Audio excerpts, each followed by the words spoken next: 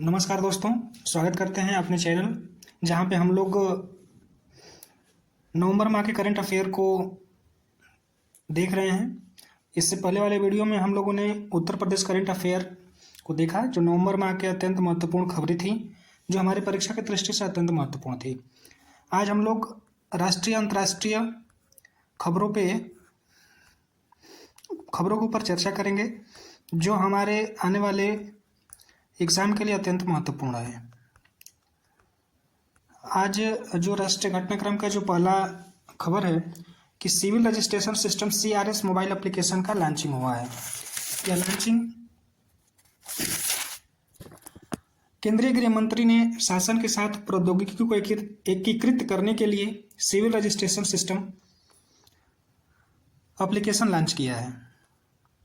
इससे भारत के महापंजीयक और जनगणना आयुक्त द्वारा विकसित किया गया है। ये जो CRS है, ये किसके द्वारा विकसित किया गया है? तो भारत के महापंजीयक और जनगणना आयुक्त के द्वारा विकसित किया गया है। ये भारत में 10 की जनगणना आयोजित करने के लिए अधिकृत है। बढ़ते हैं आगे। अपने राष्ट्रपति भवन में कोणार्क व्हील्स का स्थापित किया गया है। देखा जाए तो हाल ही में राष्ट्रपति भवन के संस्कृति केंद्र एवं अमृत उद्यान में कोणार्क मंदिर में प्रतिष्ठित कोणार्क व्हील्स के 4 बलुआ पत्थर की प्रतिकृति स्थापित की गई है। यह पहल राष्ट्रपति भवन में पारंपरिक संस्कृति एवं ऐतिहासिक तत्वों को शामिल करने के विभिन्न प्रयासों में से एक है।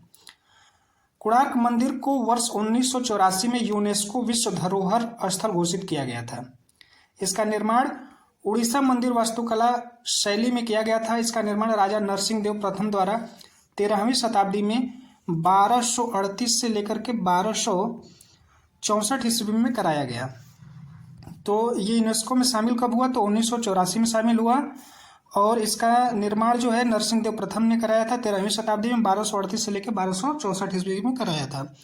आगे देखते हैं कि कराया गया था। यह गंग वंश के वैभव, स्थापत्य और स्थिरता के साथ साथ ऐतिहासिक परिवेश का प्रतिनिधित्व करता है। ठीक है, बढ़ते हैं अपने आगे वाले खबर पे। धूधमारस गांव। धूधमारस गांव जो छत्तीसगढ़ के बस्तर जिले में एक गांव है, जिसे संयुक्त राष्ट्र विश्व पर्यटन संगठन द्वारा ग्रामीण विकास के लिए संयुक्त राष्ट्र पर्यटन कार्यक्रम के तहत सर्वश्रेष्ठ पर्यटन गांव उन्नयन कार्यक्रम में भाग लेने के लिए चुना गया है। यह मान्यता है कि इसकी स्थिति पर्यटन और सतत विकास के केंद्र के रूप में इसकी क्षमता को दर्शाता है। संयुक्त राष्ट्र पर्यटन संगठन को वर्ष 1975 में स्थापित किया गया था, जिसका मुख्यालय स्पेन के मैड्रिड में है।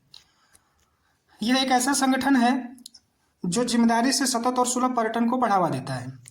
इस संगठन में कुल भारत सहित 159 सदस्य देश हैं। यह पर्यटन नीति के लिए एक वैश्विक मंच के रूप में कार्य करता है।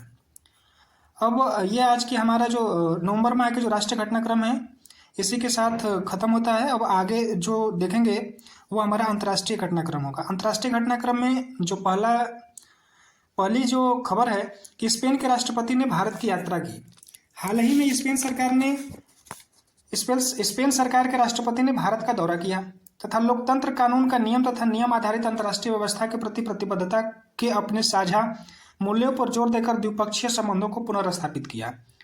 यह 18 वर्ष में स्पेन के किसी राष्ट्रपति द्वारा भारत की पहली यात्रा थी। यात्रा के दौरान दोनों देश के नेताओं ने महत्वपूर्ण बिंदुओं पर चर्चा की है, जिनका वर्णन निम्नलिखित है।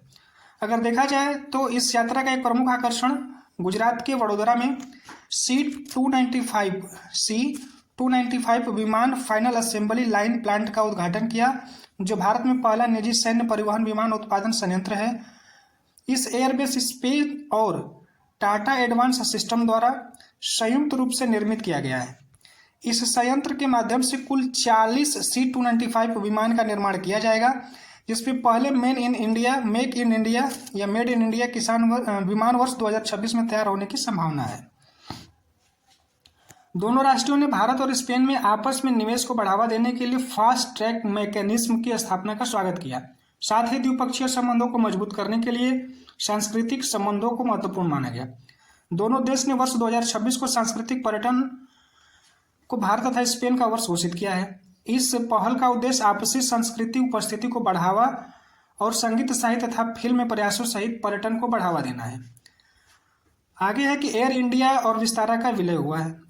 हाल ही में एयर इंडिया और विस्तारा का विलय भारतीय विमानन उद्योग में एक महत्वपूर्ण घटना है। यह अभी न केवल टाटा समूह के लिए एक रणनीतिक है, बल्कि यह देश के कई हवाई पारिवारिक क्षेत्र में कई बदलाव लाएगा। इस विलय के बाद सिंगापुर एयरलाइंस ने इंडिया में 3195 करोड़ का अतिरिक्त निवेश किया। इससे सिंगापुर एयरलाइंस के एयर इंडिया में 25.1% की हिस्सेदारी बढ़ गई है, हिस्सेदारी हो गई है। तो एयरलाइन इंडिया की हिस्सेदारी कितनी हो गई है? तो 25.1% हो गई है। पढ़ते हैं विज्ञान और प्रौद्योगिकी और रक्षा के क्षेत्र में क्या क्या महत्वपूर्ण खबरें हैं। Anti submarine ship Abhay. हाल ही में 7वें anti submarine warfare shallow water craft Abhay को लॉन्च किया गया है। ये कौन सी है? एंटी सबमरीन अभय जो है 7वीं है। ठीक है। अभय की 80% से अधिक सामग्री स्वदेशी है, जो रक्षा विनिर्माण में आत्मनिर्भरता के प्रति भारत की प्रतिबद्धता को प्रदर्शित करती है। रक्षा मंत्रालय ने 8 anti submarine warfare shallow water craft जहाज के निर्माण के लिए garden rich ship builders and engineering Kolkata के साथ एक अनुबंध पर हस्ताक्षर किए। तो कुल कितने एंटी सबमरीन की आवश्यकता है? तो 8। ये कौन सा है? जो अभय है वो 7वां है। ये किसके साथ किया गया है? तो यह किया गया है सेलो वाटर क्राफ्ट जहाज के निर्माण के लिए garden rich ship builders and engineer Kolkata के साथ अनुबंध पर हस्ताक्षर किए हैं।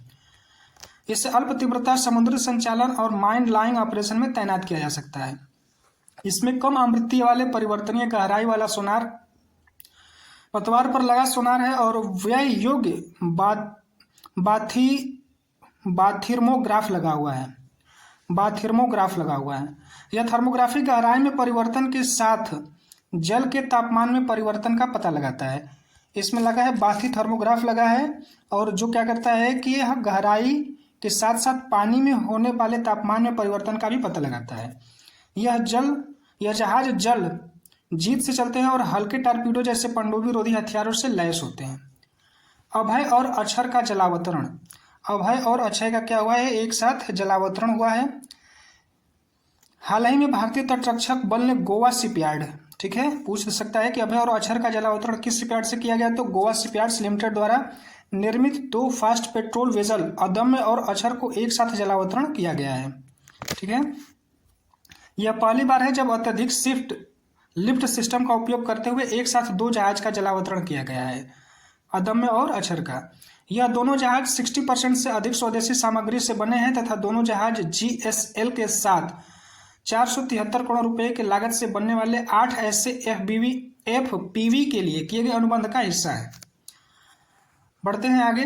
भारत के आगामी अंतरिक्ष स्टेशन हेतु जैव प्रौद्योगिकी का प्रयोग। अंतरिक्ष स्टेशन हेतु किसका प्रयोग किया गया है? जैव प्रौद्योगिकी का प्रयोग किया गया है।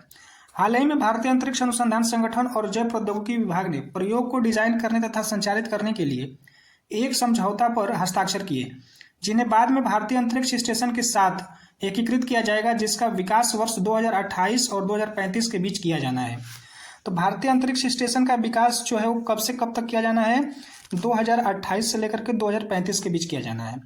और इसरो और DBT के मध्य सहसंयोग अंतरिक्ष मिशन में मुख्य चुनौतियां पोषक तत्वों पर निरंतर उपलब्धता, खाद्य संरक्षण, सूचना गुरुत्वाकर्षण एवं विकिरण, कैंसर, मोतियाबंद हड्डियां तथा मांसपेशियों की क्षति जैसे स्वास्थ्य संबंधित खतरे आदि को हल करने में मदद करेगा। इसका जो विकास है कब से कब तक है? 2028 से लेकर के 2035 के मध्य किया जाएगा। अंतरिक्ष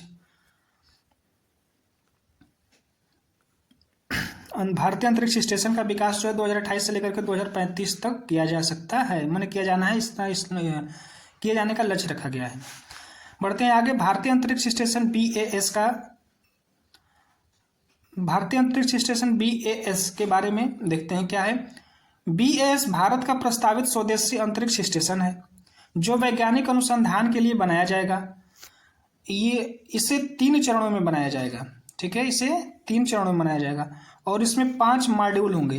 पहले मॉड्यूल, जिसमें BAS-1 के नाम से जाना जाता है, भारत वर्ष 2028 तक, ठीक है, भारत वर्ष 2028 तक अपना स्वयं का अंतरिक्ष 2028 तक भारत अपना स्वयं का अंतरिक्ष स्टेशन प्रक्षेपित करेगा। भारत वर्ष 2035 तक इस क्रियाशील करने की योजना बना रहा है तथा वर्ष 2040 तक मानव युक्त चंद्र मिशन को पूरा करने की योजना बना रहा है। अर्थात 2028 तक BAS-1 जो स्वयं का अंतरिक्ष है इसको प्रक्षेपित करेगा, 2035 तक इसे क्रियाशील कर सकता है, 2040 तक मानव युक्त चंद्र मिशन को पूरा करने की भी योजना बना रहा है। महासागर का तीसरा संस्करण। हाल ही में भारतीय नौसेना के प्रमुख पहल महासागर का तीसरा संस्करण हिंद महासागर क्षेत्र के तटीय क्षेत्र के बीच वर्चुअल इंटरेक्शन के लिए आयोजित किया गया था। इस दौरान नौसेना प्रमुख एडमिरल दिनेश कुमार त्रिपाठी ने नौसेना की एजेंसी के प्रमुख और हिंद महासागर क्षेत्र के तटीय क्षेत्र के वरिष्ठ नेतृत्व के साथ बातचीत की, जिसमें Bangladesh, commerce, Kenya, Madagascar, Maldives, Mauritius, Mozambique, Sri Lanka एवं तंजानिया देश शामिल थे। इसका विषय था हिंद महासागर में समुद्री प्रशिक्षण, समुद्री सुरक्षा चुनौतियों को कम करने के लिए प्रशिक्षण। इसका जो विषय है वह हिंद महासागर क्षेत्र में आम समुद्री सुरक्षा चुनौतियों को कम करने के लिए प्रशिक्षण सहयोग था। बढ़ते हैं आगे। अंतरिक्ष अभ्यास 2024। हाल ही में रक्षा मंत्रालय के तहत रक्षा अंतरिक्ष एजेंसी ने नई दिल्ली में अंतरिक्ष संबंधी भारत के पहले अभ्यास, चूंकि यह पहला है इस टाइप का, भारत का पहला अंतरिक्ष अभ्यास का आयोजन किया गया। कहाँ किया गया? तो नई दिल्ली में किया गया। किसके द्वारा? रक्षा मंत्रालय के द्वारा। ठीक है। इसका उद्देश्य है रणनीतिक उद्देश्यों को सुरक्षित करने के क्रम में अंतरिक्ष आधारित और संपत्ति एवं सेवाओं से संबंधित खतरों का अनुकरण और विश्लेषण करना है। अब चर्चा करेंगे पर्यावरण और पारिस्थितिकी से संबंधित। अभी हाल ही में COP29 जिसे संयुक्त राष्ट्र जलवायु परिवर्तन सम्मेलन हुआ, यह कहाँ हुआ? तो यह अजरबैजान में हुआ, बाकू में हुआ। देखते हैं इसके बारे में थोड़ा विस्तार से समझते हैं। हाल ही में 29वां संयुक्त राष्ट्र जलवायु परिवर्तन सम्मेलन COP29 को अजरबैजान में आयोजित किया गया, जो जलवायु परिवर्तन के मुद्दे पर वैश्विक स्तर पर चर्चा का एक महत्वपूर्ण मंच है। इस कार्यक्रम का मुख्य उद्देश्य जलवायु परिवर्तन से निपटने के लिए वैश्विक स्तर पर सहयोग को बढ़ावा देना है। यह सम्मेलन जलवायु वित्त अनुकूल उपाय और हानि नुकसान कोर्स को मजबूत करने पर ध्यान केंद्रित करेगा। एनटीसी को अद्यतन करने की आवश्यकता है ताकि वह 2030 तक ग्रीन हाउस गैस उत्सर्जन को लगभग आधा करने का लक्ष्य प्राप्त कर सके। क्या है कॉन्फ्रेंस ऑफ पार्टी कॉप? इसको देखा जाए तो पक्षकर सम्मेलन या कॉप कॉन्फ्रेंस ऑफ पार्टी जलवायु परिवर्तन पर संयुक्त राष्ट्र फ्रेमवर्क कन्वेंशन है, जो वर्ष 1992 में स्थापित एक बहुराष्ट्रीय संधि है। इसके माध्यम से है कि ढांचे के अंतर्गत आयोजित होने वाला सम्मेलन है। यह बैठक या सम्मेलन जिन्हें कॉप के संक्षिप्त नाम से जाना जाता है, कॉन्फ्रेंस ऑफ पार्टी के अधिकाधिक सत्र के रूप में कार्य करता है। इन सत्रों के दौरान भागीदार या पक्षकार देश पेरिस समझौते के प्राथमिक लक्षणों के साथ संरक्षित वैश्विक प्रयासों का मूल्यांकन करते हैं, जहां ग्लोबल वार्मिंग के पूर्व औद्योगिक स्तरों से लगभग 1.5 डिग्री सेल्सियस तक सीमित रखने का लक्ष्य रखा गया है। इसमें जो महत्वपूर्ण है उसको देख लिया जाए। COP29 का आयोजन कहाँ हुआ था? तो COP29 का आयोजन अजरबैजान के बाकू में हुआ था। यह पेरिस समझौते के तहत जो भी ग्लोबल वार्मिंग होती है उसको कंट्रोल करने के लिए इसके ऊपर चर्चा पर चर्चा होता है। यह हर साल इसके ऊपर चर्चाएं होती हैं। इसका लक्ष्य है कि जो औद्योगिक स्तर से लगभग जो 1.5 डिग्री सेल्सियस तक तापमान को रखा जाए। बढ़ते हैं आगे। मोरमुगांव पत्तन हुआ पर्यावरण जहाज सूचकांक में सूचीबद्ध। मोरमुगांव जो हाल ही में गोवा का मोरमुगांव पत्तन प्राधिकरण हरित, ये मोरमुगांव कहाँ पे है? तो गोवा का है। गोवा का मोरमुगांव पत्तन प्राधिकरण हरित सारे कार्यक्रम के तहत पर्यावरण जहाज सूचकांक में सूचीबद्ध पहला भारतीय पत्तन बन गया है। इसे अंतर्राष्ट्रीय पर्यटन एवं पर्यटन संघ द्वारा स्वीकार किया गया है। इसके साथ ही सरकार प्रमुख पात्रों के आर्थिक हितों की रक्षा के लिए उनके निकट अंतर्देशीय जलमार्ग टर्मिनलों के विकास को सीमित करने की योजना बना रही है। उत्सर्जन अंतराल रिपोर्ट 2024। हाल ही में संयुक्त राष्ट्र पर्यावरण कार्यक्रम ने बाकू अजरबैजान में यूएनएफसी की हानि होने वाली COP29 की बैठक में पहले उत्सर्जन अंतराल रिपोर्ट 2024 प्रकाशित की। यहाँ से प्रश्न पूछ सकता है कि उत्सर्जन अंतराल रिपोर्ट 2024 किस COP में जारी किया गया? तो ये COP29 में जारी किया गया। ठीक है। इस रिपोर्ट इस बात पर प्रकाश डाला गया है कि देश वर्तमान पर्यावरण नीतियों को बनाए रखते हैं तो वैश्विक तापमान पूर्व औद्योगिक स्तर से 3.8 डिग्री सेल्सियस तक बढ़ जाएगा। अगर पुराने ही अगर ढर्रे पे चलता रहा तो तापमान जो है वैश्विक स्तर का जो लक्ष्य रखा गया 2030 तक 1.5 डिग्री सेल्सियस का, वो नहीं हो पाएगा और इसी तरह से बढ़ता रहा तो जो वैश्विक तापमान है वो 3.8 डिग्री सेल्सियस तक बढ़ जाने की उम्मीदें हैं। यह कौन सी रिपोर्ट जारी की? तो यह उत्सर्जन अंतराल रिपोर्ट के माध्यम से इस चीज़ का पता लगाया गया है। इस रिपोर्ट के अनुसार पेरिस समझौते के समक्ष खतरा उत्पन्न हो गया है। ठीक है, इस रिपोर्ट के अनुसार पेरिस समझौता जो 1992 में हुआ था, जिसके अनुसार कॉप सम्मेलन स्टार्ट हुआ था, उसमें रिपोर्ट में खतरा उत्पन्न हो गया है क्योंकि राष्ट्रीय स्तर पर अभी निर्धारित योगदान के पूर्ण रूप पर्यावरण में अभी भी 2.6 डिग्री सेल्सियस तापमान में वृद्धि होगी। पेरिस समझौते का लक्ष्य वैश्विक तापमान वृद्धि को पूर्व औद्योगिक स्तर से 2 डिग्री सेल्सियस नीचे रखना है।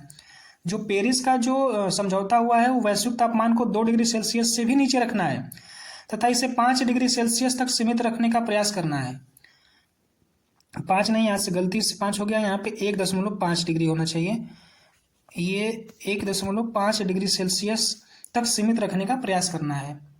2 डिग्री सेल्सियस तक का लक्ष्य रखा गया है लेकिन प्रयास किया जा रहा है कि 1.5 डिग्री सेल्सियस से भी कम हो जाए। लेकिन जो वर्तमान स्थिति है इससे यह पता चलता है कि इसकी जो 3.8 डिग्री सेल्सियस से भी क्या हो जाएगी, बढ़ जाएगी। वैश्विक ग्रीन हाउस गैस उत्सर्जन 2023 में 57.01 गीगेसन CO2 समतुल्य गैसों तक पहुंच गया। भारत का उत्सर्जन 6.01% तक बढ़ा है। भारत का उत्सर्जन कितना है? 6.01% बढ़ा है, जबकि समग्र वैश्विक उत्सर्जन वर्ष 2022 की तुलना वर्ष 2023 में 1.3% बढ़ा है।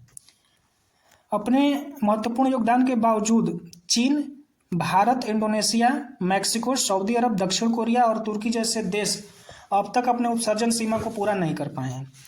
1.5 डिग्री सेल्सियस लक्ष्य को प्राप्त करने के लिए वर्ष 2035 तक, ठीक है, वर्ष 2035 तक प्रत्येक वर्ष कम से कम 7.5% की कटौती आवश्यक है।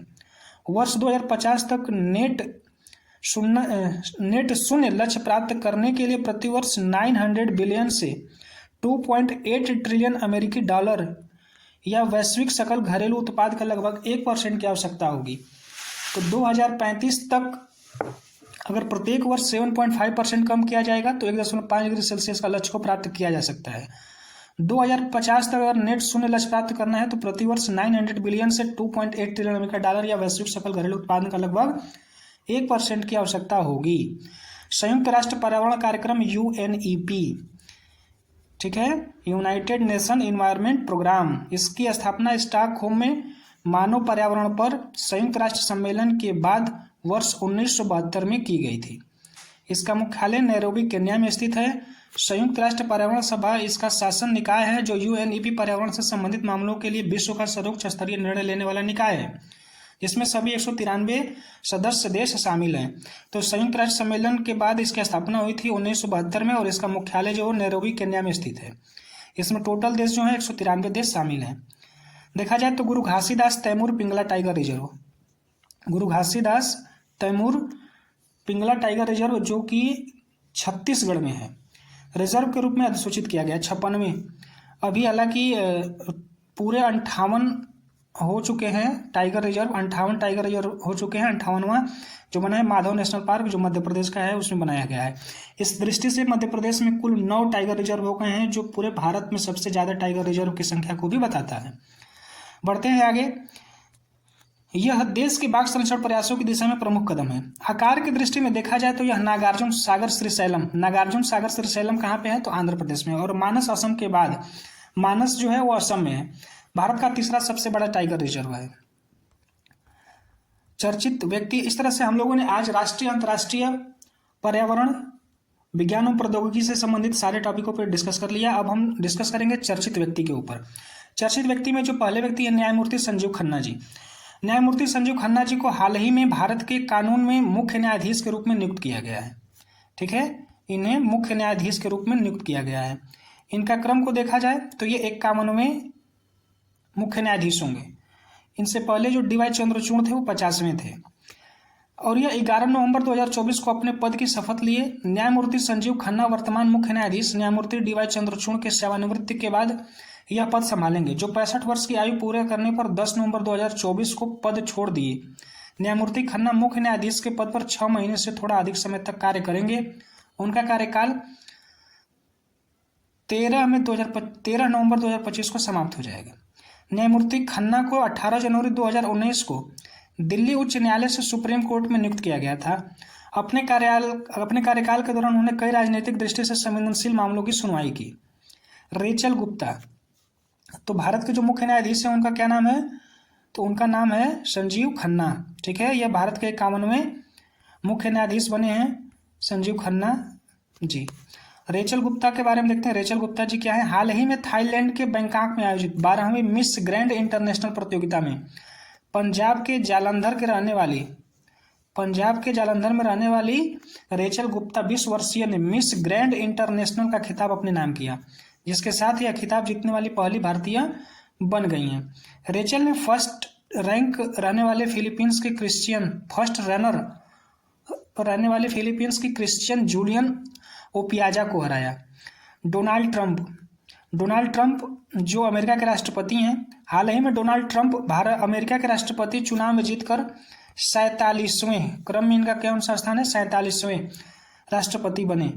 रिपब्लिकन पार्टी से चुनाव लड़ते हुए ट्रंप ने डेमोक्रेटिक पार्टी के उम्मीदवार कमला हैरिस को शिकस्त दी। डोनाल्ड ट्रंप को 50.9% वोट मिले, जबकि कमला हैरिस को उसके 47.6% वोट प्राप्त हुए। तो वहीं इलेक्टोरल कॉलेज में ट्रंप ने 295 वोट हासिल किया, वहीं कमला हैरिस को 226 वोट मिले। अमेरिका में राष्ट्रपति पद के लिए बहुमत के लिए 270 वोट की आवश्यकता होती है। 270 वोट अगर पा जाते हैं तो आप बहुमत से आप वहाँ के राष्ट्रपति बन सकते हैं। यह ट्रंप का अमेरिका के राष्ट्रपति के रूप में दूसरा कार्यकाल होगा। उनका पहला कार्यकाल 2017 से लेकर 2021 तक था।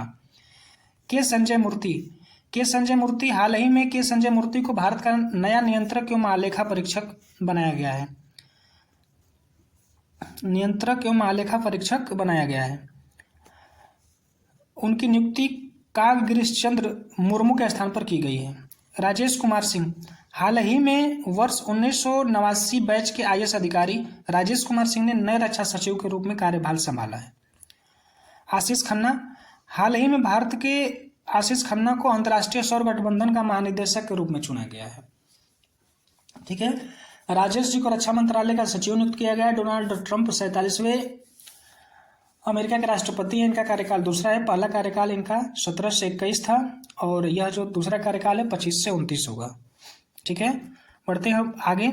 योजना और परियोजना के ऊपर भी थोड़ी चर्चा कर लेते हैं। पहली योजना है PM यशस्वी योजना। हाल ही में सामाजिक न्याय और अधिकारिता मंत्रालय द्वारा सबका साथ सबका विकास के सिद्धांत को अपनाते हुए वाइब्रेंट इंडिया के निर्माण के लिए PM युवा उपलब्ध छात्रवृत्ति पुरस्कार योजना की शुरुआत की है। इस व्यापक योजना का उद्देश्य अन्य पिछड़ा वर्ग, आर्थिक रूप से पिछड़ा वर्ग और विमुक्त जनजाति के छात्रों को उनके प्रारंभिक वर्षों में गुणवत्तापूर्ण शिक्षा प्रदान करके उनके सामाजिक तथा शैक्षणिक उत्थान को सुनिश्चित करना है। PM यशस्वी योजना ने पिछले छात्रवृत्ति पहल को समेकित किया है, जिनमें आर्थिक रूप से पिछड़े वर्ग के लिए डॉक्टर अंबेडकर पोस्ट मैट्रिक छात्रवृत्ति और विमुक्त जनजाति के लिए प्री मैट्रिक तथा पोस्ट मैट्रिक छात्रवृत्ति शामिल है। इस योजना के अंतर्गत कक्षा 9 से 10 तक प्री मैट्रिक छात्रवृत्ति और पोस्ट मैट्रिकुलेशन या पोस्ट सेकेंडरी स्तर पर शिक्षा के लिए पोस्ट मैट्रिक छात्रवृत्ति का लाभ उठा सकते हैं। प्रधानमंत्री यशस्वी योजना के तहत हम अपने पढ़ाई लिखाई के लिए छात्रवृत्ति आवंटन किया जा रहा है। जो 9-10 या मैट्रिकुलेशन या पोस्ट सेकेंडरी या पोस्ट मैट्रिक जैसे कोर्स करने के लिए ये क्या करेगा? छात्रवृत्ति देती है। प्रधानमंत्री विश्वकर्मा योजना, हाल ही में मिली जानकारी के अनुसार वर्ष 2023 में PM विश्वकर्मा योजना की शुरुआत के बाद से इसने देश भर में पारंपरिक शिल्पकारों और कारीगरों को समर्थन देने में महत्वपूर्ण भूमिका निभाई है। बड़ी संख्या में आवेदन प्राप्त हुए हैं और उनमें से कई ने बहुचरणीय पंजीकरण प्रक्रिया का सफलतापूर्वक पूरा किया है। इस योजना के बारे में देखा जाए तो यह योजना लोहार, सुंदर मिट्टी के बर्तन बनाने वाले कुम्हार, बढ़ाईगिरी और मूर्तिकला जैसे विभिन्न व्यवसाय में लगे पारंपरिक कारीगरों तथा शिल्पकारों के उत्थान के लिए बनाई गई है, जिसमें सांस्कृतिक विरासत को संरक्षित करने एवं उन्हें औपचारिक अर्थव्यवस्था व वैश्विक मूल्य श्रृंखला में एकीकृत करने पर ध्यान दिया गया है। यह एक केंद्रीय क्षेत्र की योजना के रूप में लागू की गई है तथा सूक्ष्म, लघु एवं मध्यम उद्यम मंत्रालय इस योजना के लिए नोडल मंत्रालय है। इस योजना के लिए बजट या आवंटन 5वें वित्तीय वर्ष 2023-24 से 2027-28 के लिए 13,000 करोड़ रुपया आवंटित किया गया है।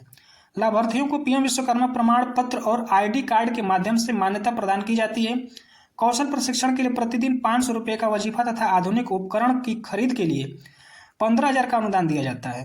लाभार्थी कम ब्याज दर पर 1 लाख जो प्रथम किस्त है और 2 लाख द्वितीय किस्त तक जमानत मुक्त सहायता के लिए पात्र है। पीएम विद्या लक्ष्मी योजना। पीएम विद्या लक्ष्मी योजना क्या है? हाल ही में केंद्रीय मंत्रिमंडल ने मेधावी विद्यार्थियों को उच्च शिक्षा के लिए वित्तीय सहायता प्राप्त करने हेतु प्रधानमंत्री विद्या लक्ष्मी योजना को मंजूरी दे दी है। यह राष्ट्रीय शिक्षा नीति के अनुरूप है और इसका उद्देश्य छात्रों को संपादक मुक्त गारंटी मुक्त ऋण प्रदान करना है। समिति या सम्मेलन। समिति या सम्मेलन को देखा जाए जो महत्वपूर्ण है, जो हमारे एग्जाम में आने की 99.99% आशा है, वह है G20 शिखर सम्मेलन 2024। अभी यह G20 शिखर सम्मेलन की 19वीं बैठक हुई है। इससे पहले जो 18वीं बैठक हुई थी वह भारत में हुई थी, जिसका जो थीम था वसुधैव कुटुंबकम था। उसके बाद से भारत ने G20 की अध्यक्षता को ब्राज़ील को दी और ब्राज़ील में यह आयोजन किया गया। हाल ही में ब्राज़ील की राजधानी रियो डी जेनेरियो में G20 शिखर सम्मेलन की 19वीं बैठक का आयोजन किया गया। यहाँ पे पूछ सकता है कि G20 शिखर सम्मेलन का 18वीं बैठक किस देश में हुआ? तो 18वीं जो हुआ वो भारत में हुआ और यह जो अभी हुआ है ये 19वीं बैठक है जो ब्राज़ील के रियो डी जेनेरियो में किया गया है। इस सम्मेलन में भारत का प्रतिनिधित्व प्रधानमंत्री नरेंद्र मोदी जी ने किया। भारत, ब्राज़ील और दक्षिण अफ्रीका के साथ मिलकर जो ट्रोइका है, G20 ट्रोइका के सदस्य के रूप में महत्वपूर्ण भूमिका निभा रहा है। ट्रोइका में वही 3 अध्यक्ष होते हैं, जो वर्तमान अध्यक्ष होते हैं, उससे पिछले वाले अध्यक्ष होते हैं और उसके बाद वाले अध्यक्ष होते हैं। तो ट्रोइका प्रणाली में वर्तमान, पिछले और अगले G20 अध्यक्ष देश का समावेश होता है, जो T20 की कार्यवाही को सुचारू रूप से संचालित करने में मदद करता है। 2025 में G20 की अध्यक्षता दक्षिण अफ्रीका को सौंपी गई है। इस सम्मेलन का मुख्य विषय एक न्यायपूर्ण विश्व और एक सतत ग्रह का निर्माण था। एक न्यायपूर्ण विश्व, एक सतत ग्रह का निर्माण था, जिसका प्रमुख वैश्विक मुद्दे पर चर्चा की गई तथा उन्हें हल करने के लिए ठोस कदम उठाने की दिशा निर्धारित की गई। तो 18वें जो मुख्य थीम क्या था? 18वें G20 सम्मेलन का मुख्य थीम क्या था? वसुधैव कुटुंबकम था। और 19वें के लिए क्या है? तो 19वें के लिए देखा जाए तो है एक न्यायपूर्ण विश्व और एक सतत ग्रह का निर्माण। ठीक है, बढ़ते हैं आगे। प्रथम एशियाई बौद्ध शिखर सम्मेलन। चूंकि यह प्रथम सम्मेलन है इसलिए हमारे परीक्षा की दृष्टि से महत्वपूर्ण हो जाता है। हाल ही में भारत के सांस्कृतिक मंत्रालय और अंतर्राष्ट्रीय बौद्ध परिषद द्वारा नई दिल्ली में प्रथम एशियाई बौद्ध शिखर सम्मेलन का आयोजन किया गया। यह एक महत्वपूर्ण अंतर्राष्ट्रीय सम्मेलन है जिसका उद्देश्य एशिया भर में बौद्ध समुदाय के सामने आने वाले समकालीन चुनौतियों का समाधान करते संवाद और समाज को बढ़ावा देना है। इस सम्मेलन का मुख्य विषय एशिया को मजबूत करने में बुद्ध धर्म की भूमिका, जो एशिया के सामूहिक सामंजस्य और आध्यात्मिक विकास पर जोर देती है। इसका मुख्य विषय क्या है? तो इसका मुख्य विषय है कि एशिया को मजबूत करने में बुद्ध धर्म की भूमिका क्या है। राष्ट्रीय तकनीकी वस्त्र मिशन। अभी हाल ही में राष्ट्रीय तकनीकी वस्त्र मिशन भी प्रारंभ किया गया। इसमें हाल ही में वस्त्र मंत्रालय ने राष्ट्रीय तकनीकी वस्त्र मिशन के तहत 12 शोध परियोजनाओं को मंजूरी दी, जिससे अनुमोदित शोध परियोजनाओं की कुल संख्या बढ़कर 168 हो गई। शोध परियोजनाओं के सतत और स्मार्ट वस्त्र आदि के प्रमुख रणनीतिक क्षेत्र में अनुमोदित किया गया है। तकनीकी वस्त्र सामग्री जो सौंदर्य के बजाय उनके तकनीकी प्रदर्शन एवं कार्यात्मक गुणों के लिए निर्मित की जाती हैं, उन्हें तकनीकी श्रेणी में वर्गीकृत किया जाता है। जो तकनीकी वस्त्र व्यवस्था क्या है? सामग्री जो सौंदर्य और सजावटी विशेषताओं के बजाय उनके तकनीकी प्रदर्शन एवं कार्यात्मक गुणों के लिए निर्मित की जाती है, उन्हें तकनीकी श्रेणी में वर्गीकृत किया गया है। प्रोजेक्ट शौर्यगाथा। यह प्रोजेक्ट शौर्यगाथा क्या है? हाल ही में के of defence staff general Anil Chauhan ने दिल्ली में भारतीय सैन्य विरासत महोत्सव के दूसरे संस्करण का उद्घाटन किया। इस कार्यक्रम में भारत की सैन्य विरासत के संरक्षण और संवर्धन पर केंद्रित प्रोजेक्ट शौर्यगाथा का शुभारंभ किया गया। प्रोजेक्ट शौर्यगाथा के तहत सैन्य मामलों के विभाग और भारत के संयुक्त सेवा संस्थान के साथ साझेदारी द्वारा शिक्षा एवं पर्यटन पहल के माध्यम से सैन्य विरासत को संरक्षित करने तथा बढ़ावा देने का प्रयास करना शामिल है। USI नई दिल्ली भारत में स्थित एक राष्ट्रीय सुरक्षा और रक्षा सेवा थिंक टैंक है। अब देखते हैं रिपोर्ट सूचकांक। रिपोर्ट और सूचकांक से भी प्रश्न हमारे एग्जाम में आते हैं, इसलिए रिपोर्ट और सूचकांक को भी बड़े हम लोग ध्यान से समझेंगे और उसको ध्यान से पढ़ेंगे। विश्व आर्थिक परिदृश्य रिपोर्ट। अभी विश्व आर्थिकी परिदृश्य रिपोर्ट आई है। हाल ही में अंतर्राष्ट्रीय मुद्रा कोष ने, तो विश्व आर्थिकी की प्रदेश रिपोर्ट जो जारी करता है वो क्या है, अंतर्राष्ट्रीय मुद्रा कोष ने अक्टूबर 2024 के लिए अपनी विश्व आर्थिकी प्रदेश रिपोर्ट जारी की है, जिसके अनुसार भारत के आर्थिक समृद्धि दर वर्ष 2024 में 7% और 2025 में 6.5% रहने का अनुमान है। 2025 में 6.5% का अनुमान लगाया है और 2024 में 7%। इस रिपोर्ट में चालू वित्तीय वर्ष के लिए भारत में 7% की समृद्धि का अनुमान लगाया गया, जो वर्ष 2023-24 के 8.2% से कम है। इस गिरावट का कारण महामारी के बाद मांग में कमी का आना है। भारत में हेडलाइन मुद्रा स्थिति किसी अर्थव्यवस्था में कुल मुद्रा स्थिति दर, जिसमें सभी श्रेणियों की वस्तुएं और सीमाएं शामिल हैं, में कमी आने की उम्मीद है, जिसके वित्त वर्ष 2024-25 में 4.4% और वित्त वर्ष 2025-26 में 4.1% रहने का अनुमान है। वैश्विक मंदी के बावजूद भारत की खपत और निवेश की गति मजबूत बनी हुई है, जिससे घरेलू नीतियों तथा अनुकूल निवेश माहौल का समर्थन प्राप्त है, और बैंक ने मजबूत घरेलू मांग के कारण चालू वित्त वर्ष के लिए अपनी समृद्धि अनुमान को 7.2% पर बनाए रखा है। इसमें बस इम्पोर्टेंट ये है कि 2024 के लिए और 2025 के लिए IMF ने कितना अनुमान किया है, तो 7% 2024 के लिए और 6.5% 2025 के लिए। वैश्विक प्राकृतिक संरक्षण सूचकांक 2024 हाल ही में वेन गुड़िया यूनिवर्सिटी के golden man Sonam field school of sustainability and climate change और बायोडाइवर्सिटी.com द्वारा विकसित वैश्विक प्राकृतिक संरक्षण सूचकांक 2024 जारी किया गया। इस सूचकांक में कुल 180 देशों का मूल्यांकन किया गया, जिसमें भारत 176वें स्थान पर है। इसका स्कोर 100 में से 45.5 है। यह प्रदर्शन भारत को किरीबाती तुर्की, इराक और माइक्रोनेशिया के साथ वैश्विक स्तर पर 5 सबसे खराब प्रदर्शन करने वाले देशों में से एक बना देता है। तो 180 देशों में से कितना भारत का स्थान है, 176 है। जो वैश्विक प्राकृतिक संरक्षण सूचकांक जो जारी किया गया है उसके अनुसार 180 देशों में भारत का 176 स्थान है, जो 100 में से 45.5 अंक प्राप्त किया है। यह सूचकांक मुख्य रूप से 4 प्रमुख मानदंडों का उपयोग करके संरक्षण प्रयासों का मूल्यांकन करता है, जो निम्नलिखित है: भूमि प्रबंधन, जैव विविधता के लिए खतरे, क्षमता और शासन, और भविष्य का रुझान। रिपोर्ट की जो मुख्य बातें हैं, भारत की लगभग 53% भूमि शहरीकरण, औद्योगिकरण और कृषि उपयोग के लिए बदल रही है, जिसके कारण प्राकृतिक आवासों को गंभीर नुकसान हो रहा है। रिपोर्ट में अत्यधिक कीटनाशकों के उपयोग और मृदा प्रदूषण पर चिंता जताई गई है, जिसमें 0.77 का सतत नाइट्रोजन सूचकांक दर्शाता है कि मृदा स्वास्थ्य में सुधार की आवश्यकता है। भारत केवल 0.2% जलमार्ग संरक्षित हैं और इसे अन्य आर्थिक क्षेत्र में कोई संरक्षित समुद्री क्षेत्र नहीं आते हैं, जो समुद्री संरक्षण की कमी को उजागर करता है। वनों की कटाई, शहरीकरण और बुनियादी ढांचों का विकास के कारण प्राकृतिक आवासों का विखंडन तथा जैव विविधता की हानि हो रही है। वर्ष 2001 से 2019 के बीच 23,300 वर्ग किलोमीटर वृत्त क्षेत्र नष्ट हो गया है, जो वनों की कटाई का चिंताजनक दर को दर्शाता है। हालांकि 40% समुद्री और 65% स्थानीय प्रजातियों को संरक्षित क्षेत्र में हैं, फिर भी इनकी जनसंख्या में गिरावट जारी है। 5% समुद्री एवं 6.9% स्थलीय प्रजातियों की संख्या घट रही है। भारत चौथा सबसे अवैध वन्य जीव व्यापारी है, जिसका वार्षिक कारोबार 15 बिलियन है। रूल ऑफ लॉ इंडेक्स 2024, यह रूल ऑफ लॉ इंडेक्स के माध्यम एक आया है। रूल ऑफ लॉ इंडेक्स के माध्यम जो कि हाल ही में वर्ल्ड जस्टिस प्रोजेक्ट द्वारा रूल लाइन इंडेक्स 2024 प्रकाशित की गई है, जिसमें दुनिया भर के 142 देशों का मूल्यांकन किया गया है। वर्ष 2024 में भारत 142 देशों में 79वें स्थान पर है। यह रैंकिंग भारत में शासन, मौलिक अधिकारों और कारोबारी माहौल को मौजूदा स्थिति को दर्शाता है। इस रिपोर्ट के अनुसार डेनमार्क में 0.90 के समग्र स्कोर के साथ प्रथम स्थान हासिल किया है, तथा वेनेजुएला 0.26 के समग्र स्कोर के साथ सबसे अंतिम स्थान पर है। तो भारत का 142 देशों में 79वां स्थान है, पहला डेनमार्क है और लास्ट में जो है वेनेजुएला है। QS world university ranking Asia 2025, Asia के परिप्रेक्ष्य में क्यूएस वर्ल्ड यूनिवर्सिटी रैंकिंग जारी किया है। हाल ही में जारी Quacquarelli Symonds world university QS ranking द्वारा एशिया 2025 में उच्च शिक्षा के संदर्भ में भारत की स्थिति पर प्रकाश डाला गया है। इसमें भारत के सिर्फ 50 में 2 संस्थान और सिर्फ 100 में 7 संस्थान शामिल है। ये एशिया भर में भारतीय संस्थानों की बढ़ती प्रतिस्पर्धा को दर्शाता है। क्यूएस एशिया रैंकिंग में भारत का प्रदर्शन सिर्फ 50 में भारत के 2 संस्थान हैं, जिनमें भारतीय प्रौद्योगिकी संस्थान आईआईटी दिल्ली 44वें स्थान पर तथा आईआईटी बॉम्बे 48वें स्थान पर है।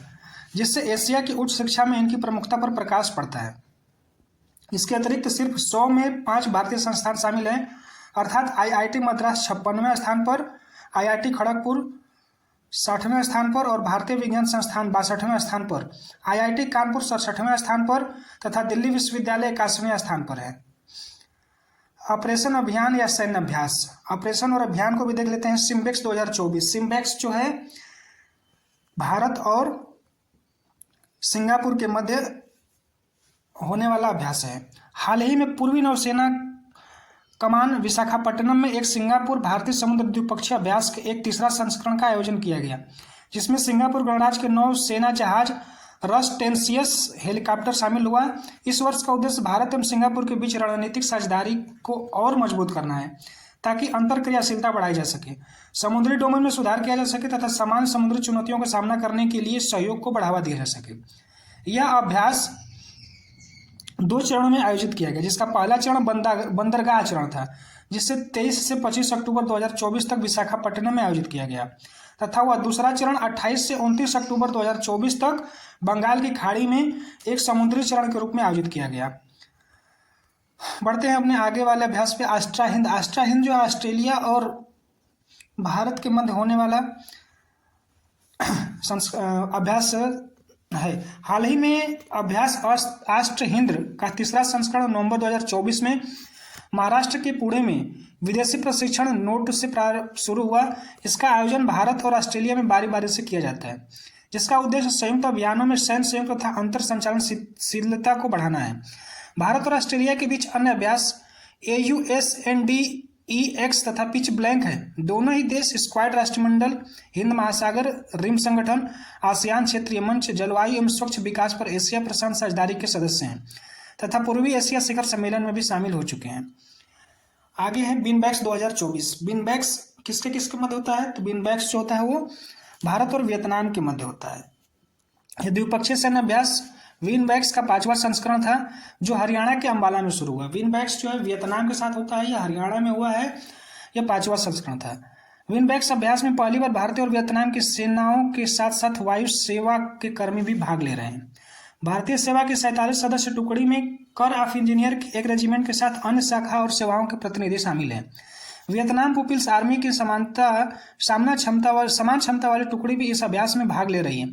इस अभ्यास का मुख्य उद्देश्य राष्ट्रीय चार्ट के अध्याय 7 के तहत शांति स्थापना अभियानों में सहयोग को बढ़ावा देना। इसमें इंजीनियरिंग कार्य और मेडिकल टीमों की तैनाती के लिए दोनों देशों की सेना की संयुक्त क्षमता को मजबूत करना शामिल है। संयुक्त अभ्यास गरुण शक्ति। गरुण शक्ति जो है भारत और इंडोनेशिया के बीच होने वाला संयुक्त विशेष बल अभ्यास गरुण शक्ति का नया संस्करण जकार्ता इंडोनेशिया में आयोजित किया गया। इसका मुख्य उद्देश्य दोनों देशों के विशेष बलों के बीच सहयोग, आपस में समझ और अंतर संचालन नेता को बढ़ावा देना है। इस अभ्यास में भारतीय दल ने 25 सदस्य पैराशूट रेजिमेंट के सैनिक शामिल हैं, जबकि इंडोनेशिया की ओर से 40 सदस्य को $65 हिस्सा ले रहा है। अगर बात आगे देखा जाए तो चर्चित स्थल में देखा जाए, चर्चित स्थल कौन कौन से हैं। गैलेथिया खाड़ी। गैलेथिया खाड़ी जो इंडोनेशिया में है। हाल ही में बंगाल की खाड़ी में ग्रेट निकोबार द्वीप के गैलेथिया की खाड़ी जो है भारत में ही है। हाल ही में बंगाल की खाड़ी में ग्रेट निकोबार द्वीप के पास स्थित गल्फ ऑफ खाड़ी में mega international container transshipment port के आधिकारिक तौर पर भारत के 13वें प्रमुख बंदरगाह के रूप में नामित किया गया है। ICTP पूर्व पश्चिम अंतर्राष्ट्रीय व्यापार और शिपिंग मार्गों के निकट स्थित यह साथ ही सिंगापुर, क्लाइंट तथा कोलंबो जैसे प्रमुख ट्रांसशिपमेंट केंद्रों के बीच करीब है। इस स्थिति में इसका वैश्विक व्यापार नेटवर्क में महत्व बढ़ जाता है। मक्का जलडमरू मध्य से केवल 40 समुद्री मील की दूरी पर स्थित यह बंदरगाह वैश्विक समुद्री व्यापार में 35% हिस्सेदारी रखने वाला एक प्रमुख शिपिंग मार्ग के रूप में भारत के पूर्वी तट, बांग्लादेश और म्यांमार के संदर्भ में एक महत्वपूर्ण ट्रांसशिपमेंट केंद्र बनने की क्षमता रखता है।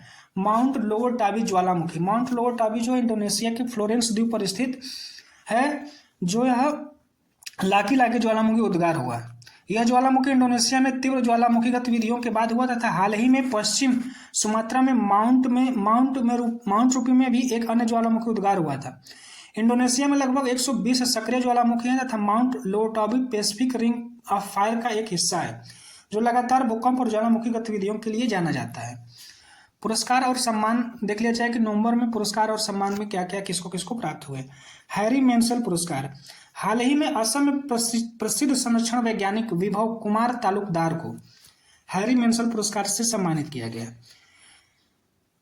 ठीक है, यह जो पुरस्कार है एक अंतर्राष्ट्रीय प्राकृतिक संरक्षण एवं संघ IUCN के प्रजाति अस्तित्व आयोग के द्वारा प्रदान किया गया। हैरी मिसाल पुरस्कार योजना व्यक्तियों को दिया जाता है जो संरक्षण के क्षेत्र में आदित्य नेतृत्व दिखाते हैं या समान उन प्रयासों को सहज और प्रजातियों के संरक्षण के लिए प्रभावशाली योगदान देते हैं। तालुकदार का कार्य संरक्षण की प्रभावी रणनीति में प्रोत्साहित करने में अत्यधिक महत्वपूर्ण रहा है। बुकर पुरस्कार 2024 जो अत्यंत महत्वपूर्ण है। बुकर पुरस्कार हाल ही में ब्रिटिश लेखिका समांथा हार्वे ने अपने अंतरिक्ष संबंधी उपन्यास ऑर्बिटल के लिए वर्ष 2024 का बुकर पुरस्कार जीता।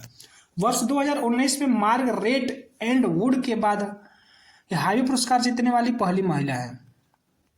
इस पुस्तक में उन्होंने अंतर्राष्ट्रीय अंतरिक्ष स्टेशन पर सवार हैं 6 अंतरिक्ष यात्री का वर्णन किया है जो प्रतिदिन 16 सूर्योदय और 16 सूर्यास्त देखते हैं। यह लॉन्च प्रदान करते हैं जिसके माध्यम से पृथ्वी का अन्वेषण करता है। यह बुकर पुरस्कार के इतिहास का दूसरा सबसे छोटा उपन्यास है। इससे भी छोटा उपन्यास पहले लोक फिट्स गेराल्ड का ऑफसेर जो 135 पृष्ठ का था उसे प्राप्त हुआ। बुकर पुरस्कार के इतिहास को देख लिया जाए तो यह 1969 में यूनाइटेड किंगडम में बुकर पुरस्कार की स्थापना की गई। यूनाइटेड किंगडम में पहले यह पुरस्कार प्रतिवर्ष सर्वश्रेष्ठ सतत कथा साहित्य के लिए प्रदान किया जाता है। प्रारंभ में राष्ट्रमंडल देशों के लेखकों को पुरस्कार दिया गया। अभी यह पुरस्कार दुनिया भर के लेखकों के लिए उपलब्ध है, चाहे वह किसी भी मुल्क के हों या अंग्रेजी भाषा में लिखा होना चाहिए तथा यूके या आयरलैंड में उस उपन्यास का क्या होना चाहिए, प्रकाशन होना चाहिए।